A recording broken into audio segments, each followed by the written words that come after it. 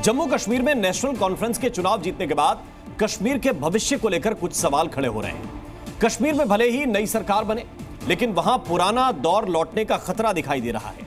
यह खतरा कश्मीर में पत्थरबाजी, आतंकवाद लौटने का है, अलगाववादियों के दबाव का है। इसके साथ ही कश्मीरी पंडितों की कश्मीर वापसी पर फिर से संकट के बादल मंडराने लगे हैं। यह सवाल यूं ही नहीं, बल्कि इसके पीछे नेशनल कॉन्फ्रेंस का घोषणा पत्र है।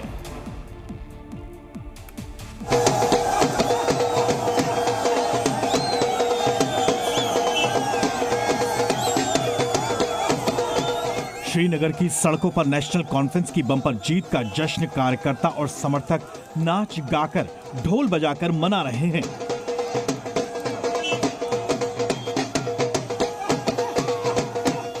अभी तो जीत का जश्न मनाया जा रहा है, लेकिन सवाल ये उठने लगे हैं कि कहीं भविष्य में कश्मीर का डरावना दौर फिर तो नहीं लौट आएगा।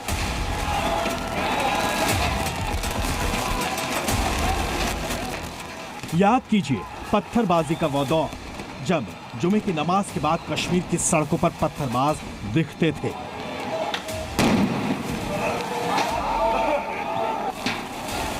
याद कीजिए वो दौर जब नकाबपोश पत्थरबाज सुरक्षा बलों को टारगेट कर पत्थर फेंकते थे।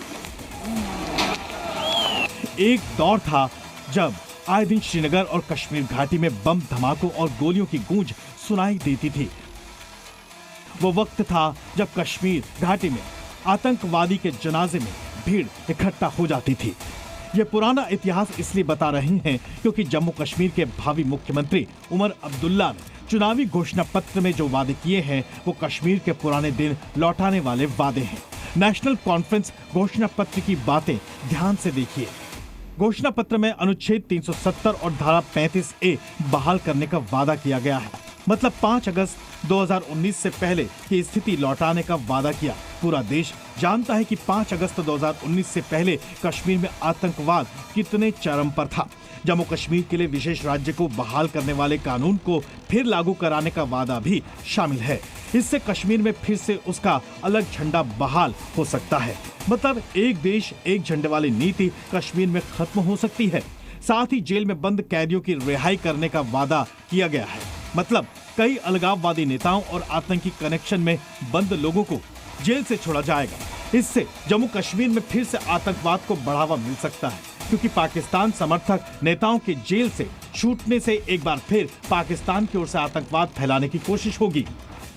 हमने जम्मू कश्मीर को उन ताकतों से बचाना है जो वैसे हालात यहाँ पैदा करना चाहते हैं। इन लोगों ने उसको घटा घटा के उसको रद्द किया। अब हमने अपना मंशूर लोगों के सामने पेश किया। अनुच्छेद 370 हटने के बाद कश्मीर में सबसे बड़ा बदलाव श्रीनगर के लाल चौक पर दिखता है।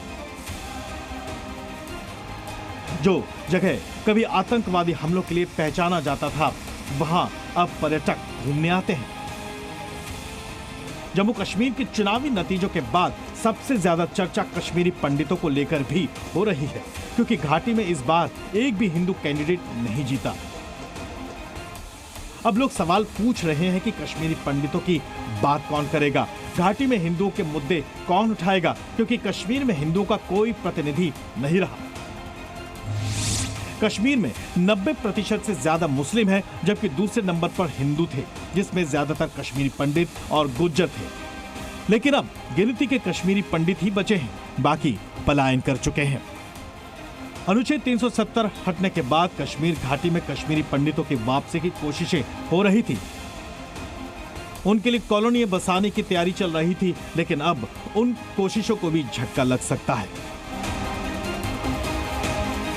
ऐसे में कश्मीर के नतीजों के बाद सबसे बड़ा सवाल यही है कि क्या अब्दुल्ला सरकार कश्मीरी पंडितों की आवाज बन पाएगी।